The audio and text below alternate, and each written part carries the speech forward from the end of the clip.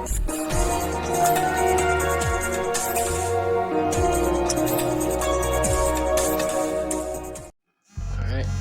good afternoon everyone. Episode 65 of Techfall Tabletalks. I'm your host, Julius Grit, and right now I'm going to talk about something else that happened this past weekend. I talked about Max Gallagher in the previous episode making the U23 World Team, and good luck to him. He's going to kill it in Albania at U23 Worlds. That's not the only thing that happened this past weekend.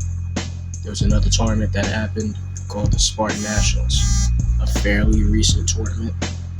I'd say about 3, maybe 4 years old. You can fact check me on that.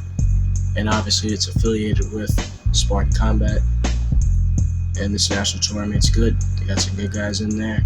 And if you're able to place or win it in your weight class, whatever the case, that means you're good. So we had a New York City wrestler compete at it, Brennan Sprague. I talked about him before. When I recapped the Northeast Regional Tournament. He came to Spartan Nationals. He was ready to scrap. He was ready to get things going. He had 2 round robins, June 1st and June 2nd.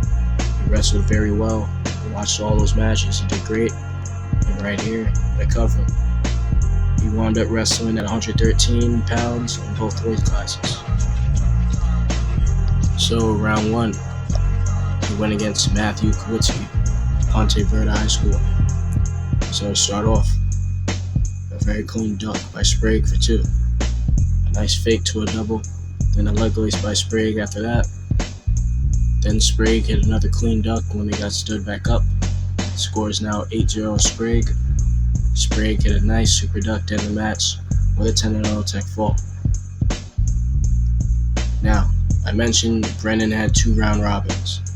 One of the wrestlers in this bracket didn't show up for whatever reason, just couldn't show up. So he and one other opponent had a bye. So it skipped over to round 3 versus Joseph Obstaculo from Florida Scorpions.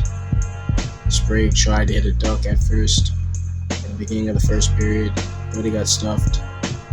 While in a front headlock, Brennan dropped his knees, got his head on the outside, secured a body lock, and hit a beautiful belly-to-belly suplex. Perfect form. His legs, his feet, his back, his hands, everything was in the right spot. He moved correctly. It was picture perfect. Then Sprague hit a couple of gut wrenches after that, bringing the score to 9-0. Sprague stuffed his opponent's takedown after he stood up, re-attacked with a single leg, and scored, winning the match with another tech fall, 11-0. Great first day. Now we had the day 2, June 2nd. Round 1. Brennan Sprague wrestled against Nathan Lytle, BB Train Wrestling Club. So the camera on this match turned on after the match already started. Not too sure why, but that's what happened. Lytle scored 2 points from a crackdown, but Brennan, being very strong in parterre, did not get turned.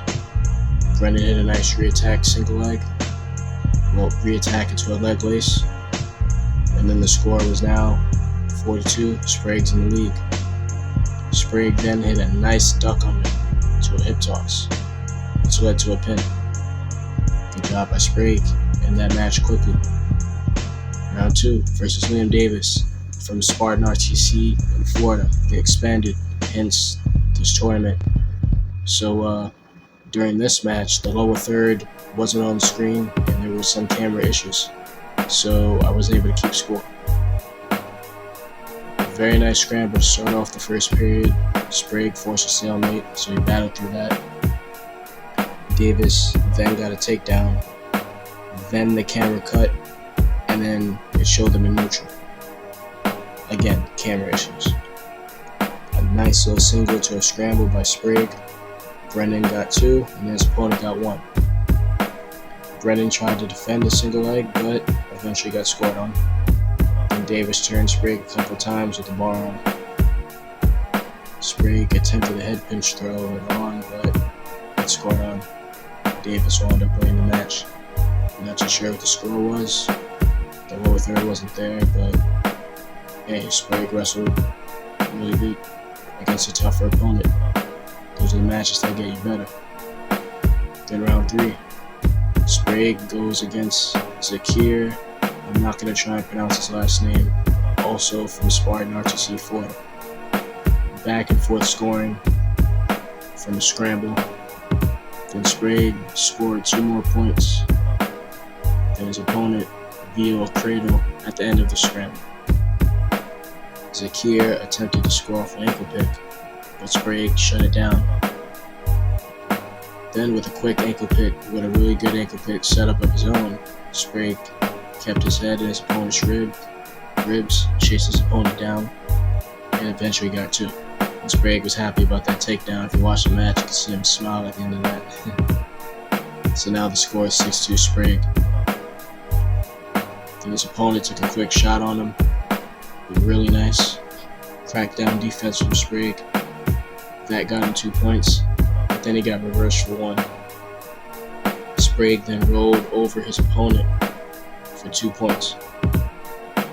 Sprague then hit a really gnarly turn. I can't even explain it. I'll ask Sprague about that in an interview. And then he got 2 more points. Sprague scored a 12-3 with Sprague in the lead. And his opponent was kind of favoring the shoulder a little bit. Sprague did a really cool turn with he put his leg over his opponent's head and pushed his arm all the way to the other side. It was cool. And then after he got stood back up, his opponent went for a single leg. Sprague defended it with a really nice cradle and got the pin. So great job by Brennan Sprague. Excellent job. This was just a tune-up for Fargo. Brennan had 5 matches, went 4-1. Great job. Technically, he went 5-1, but we're not going to count the bye, right? So he had 5 legitimate matches. He won 4 of them. Great job. And he looks great. He looks really great. Even that match he lost, he still looked great. He still wrestled tough. And those are the matches that you need to have now before you get to Nationals to know, hey, it's going to be tougher out there. So, I would love to get him on before Fargo. That's one of the goals of mine. But honestly, Sprague should have no problem wrestling very well at Fargo. Obviously, you don't know what's going to happen until we get there, but for my money, Sprague is going to wind up doing very well. He might even surprise a few people. So, that's all I've got to say about that. Thank you guys for watching this latest episode. Hope to get Brennan Sprague on there for an interview before Fargo happens, so he can tell you guys himself what's going to happen in July.